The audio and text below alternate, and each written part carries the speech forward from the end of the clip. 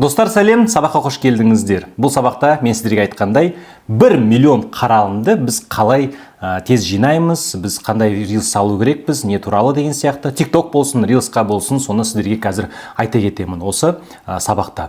И без воды деген сияқты жылдан біз бастап кетейік. Ручка, тетрадь бірдеме болып жатса, өзіңізге жазып отырыңыз бұл нәрселерді. Осы нәрселерді істегеніңізбен уже алғашқы видеоларыңызда миллион қаралым жинайтындай да тақырыпты жасап, рилсыңызды салып, жинап бастауға болады негізі. Так, ең алдымен өте маңызды ақпарат. Достар, қазіргі кезде кез келген видео рекомендацияға шығады. Вот анандай нәрсе естіген шығарсыздар, өздеріңізде, мен де естігенмін, менің видеом рекке шығып кетті деген нәрсе айтады. Негізі оны айтады, көп қаралым жинаған кезде, типа рекомендацияға шығып кетті деп. Сіздің видеоңыз хоть 0 подписчик болса да, хоть 10 подписчик болса да, 20 подписчик болса да, сіздің видеоңыз әрқашан рекомендацияға уже шығып отырады. Рекомендация дегеннен кәдімгідей рилс деген батырмасы болады ғой бізде Инстаграмда. Сол жағын бір қарап отырамыз ғой, дәл сол жері рекомендация болып шығады. То есть рекомендация ретінде сізге Инстаграм рекомендовать етіп отыр сондай видеоларды көруге. Байқасаңыз, қазіргі кезде сол жерде тек көп қаралым жинағандар емес, тек бір 100 мың лайкі бар, 10 мың лайкі бар ғана шықпайды. Байқасаңыз, вот осы видеодан кейін қарап көріңізші, ол жақта уже 5 лайк деген сияқты барлар шығады. 0 лайк дегендер де шығады арасында. Себебі Адам Моссери, Инстаграм директор айтқан, осы 2-3 ай ғана болды, осы өзгерістерді жасады, енді кез келген видео рекомендация шығады деп. Ол не үшін істеді? Себебі TikTokпен олар жарысып жатыр. TikTokта кез келген видео солай рекомендацияға шыға беретін. Сенде оқырманың 100 мың болса да, немесе 0 болса да рекомендацияға шыға беретін ол видео. Дәл солай Инстаграмда жасады. Себебі барлығы TikTokқа қаша бастады. Енді осындай Инстаграм бізге керемет мүмкіндік болып жатыр. Вот қашан бастасаңыз да, бүгін бастасаңыз бізде мықты, өте ертерек мықты нәтижеге жете алатын боламыз. Так, енді оны түсіндік, енді әрбір қадаммен бір өтіп кетейік. Қазір бір қадамдарды айтып шығам, осыны жасасаңыз уже сол миллион қаралым жинайтындай біз рилсті жасай алатын боламыз. Біріншісі, парақшаны талдап шығу. То есть талдау жасау керекпіз біз басында гифке қатыспайтын парақша болу керек. Наверное, араңызда бар шығар, не? Ойбай, ана кезде мен гифке қатысқам, шыны бар, 10 мың қаралым оқырман жинадым. Достар, гифке қатысу ол парақшаны өлтірумен бірдей болып саналады. Сізге өтірік оқырмандар келеді, сізге қызықпайтын оқырмандар келеді. Айтады ғой, живой подписчик сізге келеді деген нәрсе. Живой деген мен мысалы живоймын, мен қазір бір Nail Studio'ның тырнақ жасайтын бір парақшасына тіркеліп қойсам, мен живоймын ғой, бірақ ол маған қызықсыз ғой. И көбінесе гифке не үшін адамдар сіздің парақшаңызға тіркеледі, спонсор ретінде кіреміз ғой біз. Себебі олар тек бір сол қандай нәрсені ойнатып жатыр. Путевка Дубай болсын, машине болсын, iPhone болсын, сол үшін ғана сізге тіркеледі. Ал гиф өткеннен кейін сізде отписка кетеді. Так что сол нәрседен аулақ болыңыз. Сол себеппен парақшаға алдымен ең талдап жасап шығу керекпіз. Гифке қатысқандай нәрсе болып жатса, өтірік парақшаға толған, охват деген өте төмен болып жатса, лучше жаңа парақша бастаймыз. Келесі мақсатта аудиторияны анықтау. Кез келген бизнесте не сатасыз? Кирпич сатасыз ба? Аяқ киім сатасыз ба? Услуга сатасыз ба? Врачсыз ба? Адвокатсыз ба? Кім болсаңыз да, сіздің бір аудиторияңыз болады. Оны анықтап алу керек. Олар кімдер? Вот кімде уже бизнесі бар, олар білет, кім көбінесе оларға келіп отырады. Қандай аудитория келіп отырады. Кімде бизнесі жоқ, просто Google-ға кіреміз, немесе ChatGPT-ге жазамыз. Мен осындай нәрсені сатам, гүлдерді сатам. Осындай гүлдерді сатам, мына жерде сатам деген сияқты менің мақсатты аудиториям кім деп жазсаңыз, бұл сізге шығарып береді. Орысша жазсаңыз да, енді бізде Google-да ақтарып жатсақ, көбінесе ақпараттарымыз орыс тілінде, ағылшын тілінде бар ғой.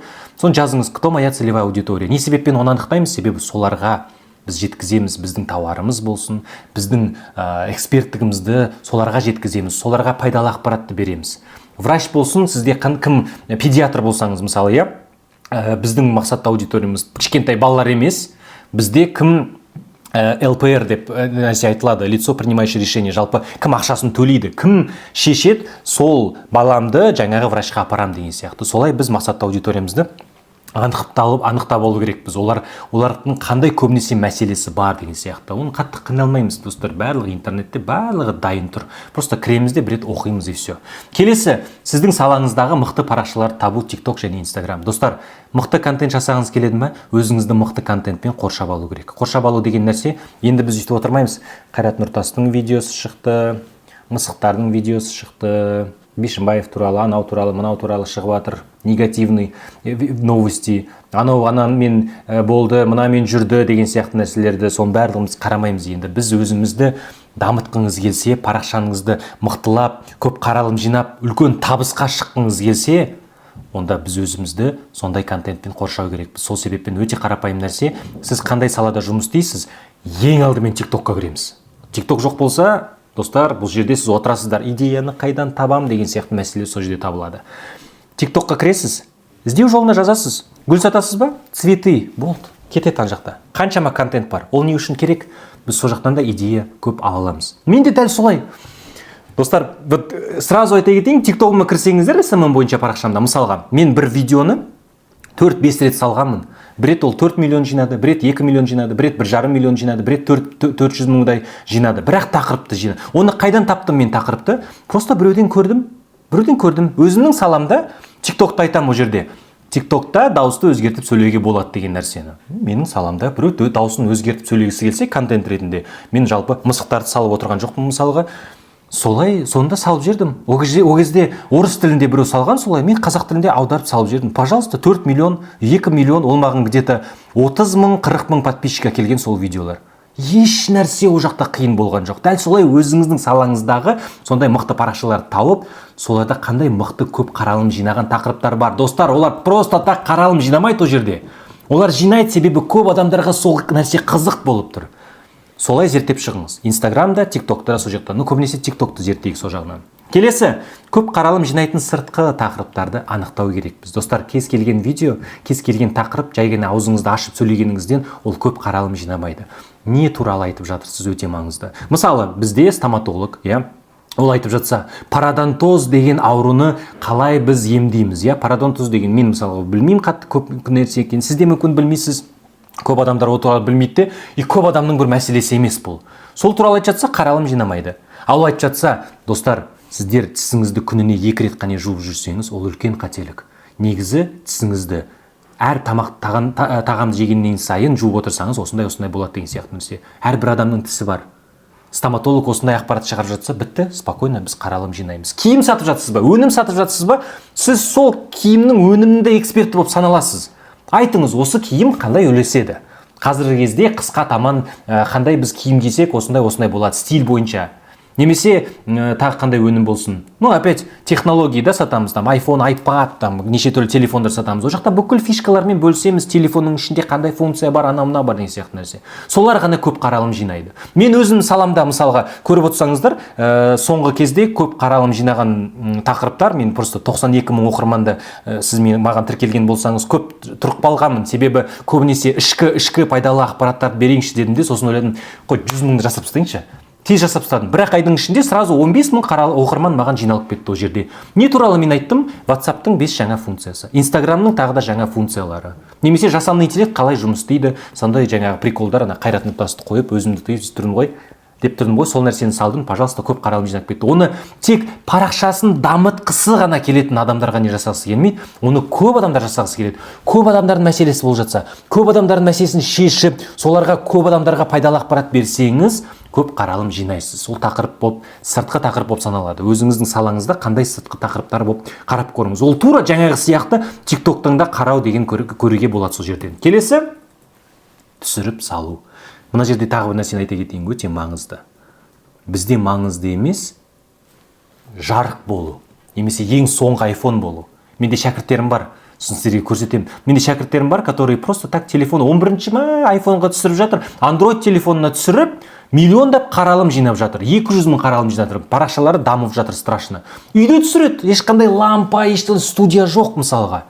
Солай да қазіргі кезде мынандай картинка, мен сіздерге енді әдемі болып көріну үшін осылай шығып отырмын ғой. Артында кішкене свет, жарық қойып мына жерге. Бұндай нәрседен адамдар ақырындап кішкене шаршап келе жатыр. Мен енді эксперт ретінде кішкене солай жеткіземін, бірақ соңғы кезде машинеде түсіріп сала салатындай болдым мысалға. Қазір шынайы контент келіп жатыр. Еще интервью жасайтындар ғой, өтірік былай микрофон қойып қояды да, жасым 33-те, негізі осылай мен ойлайды деген сияқты нәрсені, ол да адамдар уже жалығып кетті. Ол үшін студия жалдау керек. Керек емес. Бізде маңызды не айтып жатырсыз, қандай ақпарат жеткізіп жатырсыз, болды.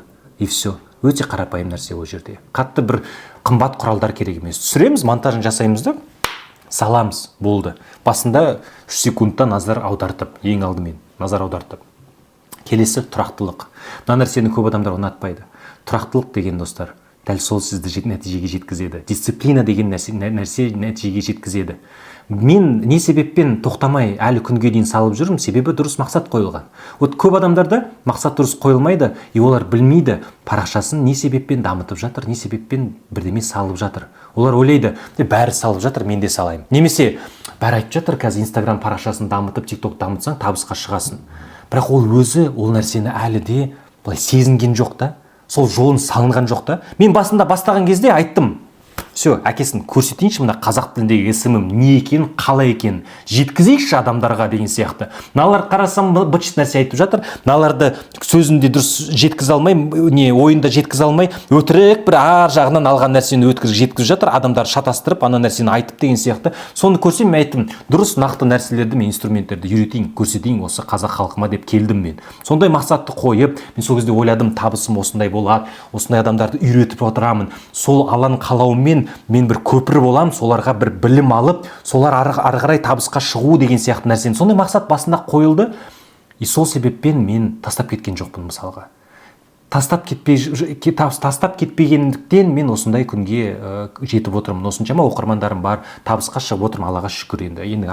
Ең алдымен Алладан ғой. Енді кімнен сұрасақ, тек Алладан сұраймыз оның барлығын. Және әрекет, жай жағына диванда жата берсек, Алладан сұрап болды. Енді дұрыс нәрсе емес, әрекет жасау өте маңызды. Тұрақтылық деген нәрселермен жоспармен келеді, жоспарлап қойсақ барлығын. Және мақсатты қойсақ бұл жерде. Сол кезде сіз ешқашан тастап кетпейсіздер. Достар, осындай сұрақ өте көп адамдарда келеді. Парақшаны дамыту кеш емес па деп. Бұл деген енді невозможный нәрсе ғой. Кеш деген нәрсе, достар, біз ең басына келіп отырмыз. Қанша жыл болды TikTok келгеніне? 4-5 жылға не болды мысалға. Қанша жыл болды Reels келгеніне? Тоже 3-2 жылға не болды. Біз ең басындамыз. YouTube-та, Shorts-та қазірге шығып жатыр. Соған да сосын видео салсақ та, сол жағынан да дамытуға болады. Ол жақта вообще ақша төлейді мысалға YouTube. Сол жақтан да аудитория келеді сіздің. Сол себеппен бұл жерде кеш деген нәрсе жоқ. Пойыздан ешкім қалып қалған жоқ. Шығады тағы да. Сізден кейін сіз шығасыз эксперт ретінде шығып, өнімізді сатасыз. Сізден кейін тағы да 100 адам шығады. Шыға береді. 10 жыл өтсін тағы да жаңа адамдар, кім өзінің мақсатын дұрыс қойған, кім нәтижеге жеткісі келеді, кім өзінің бір жаңағы қазір кездегі жағдайы ұнамай жатыр, содан вот жоқ мен күшімді алайын да соны жасайын деген адамдар сізден кейін озып кетеді олар. Бірақ қазір бастасаңыз, сіз хотя бы солармен уровеньде тұратын боласыз. Қазір кездегі рынок қазақ тілінде, особенно қазақ тілінде пустой болып жатыр. Жасайық, істейік, жеткізейік. Қазақ тіліндегі контент өте көп болсын. Менің идеологиям сол бар ғой. Менің мақсатым сол. Қазақ тіліндегі контент өте көп болсыншы, әрбір қазағымыз көбінесе қазақша сөйлесінші. Сол грамотно сөйлейтіндей деген сияқты. Мен енді кешірім сұраймын, кейде енді орысшада сөздерді қосып қоямын, бірақ тырысамын қазақ тілінде дұрыстап сөйлеп, дұрыстап жеткізу. Солай контент жасайық, көп контент жасайық. Сол себеппен ешқашан кеш болмайды. Дәл қазір басында отырсыз, дәл қазір Адам Моссери бізге күшті, керемет мүмкіндік беріп отыр. Видеоны саласыз да болды. Сізге тіркелмеген адам уже көріп отырады, сол видеоны уже көреді. Ол жақта просто тақырыпты таңдап, басында назар аудартатын нәрсені жасап, уже жеткізіп жатсаңыз, сол кезде уже жеңіп кетесіз. Не нәрседен жеңіп кетеміз? Қаралым жинап, табысты артырып, көп ақша сол жақтан табысты келеді сізге. Сіздің білетін болады эксперт екеніңізді, осындай бизнес бар екеніңізді, осындай өнім бар екеніңізді. Қарап отырсыз ғой, енді өзіңізде де дубайский шоколад деген, мускутный бірдеме шықты ма, соның барлығы қазір атып жатыр. Оның барлығы инфомаркетинг арқылы. Инфомаркетинг деген осы бізде. Инстаграмның жүргізу, парақшамызды жүргізу. Так что дәл қазір идеальный уақыт бастау. Достар, егер сіз 14 күннің ішінде 10 000 оқырман жинап, үлкен табысқа шыққыңыз келсе, мен сіздерді өзімнің тегін сабағыма тіркелуге шақырамын. Тегін сабақта сіздерге мықты ақпаратты жеткіземін. Сол жолды қалай өтеміз, қалай біз не істеу керекпіз, қазіргі кездегі трендтер, жаңағы мақсатымызды жаңағы тастап кетпеу үшін, жаңағы состояниеден осындай мен тұрып қалдым бір орында, табысқа шыға алмай жатыр, мыналар дамып жатыр, мен не істеймін даму үшін деген нәрсенің барлығын сіздерге жеткіземін.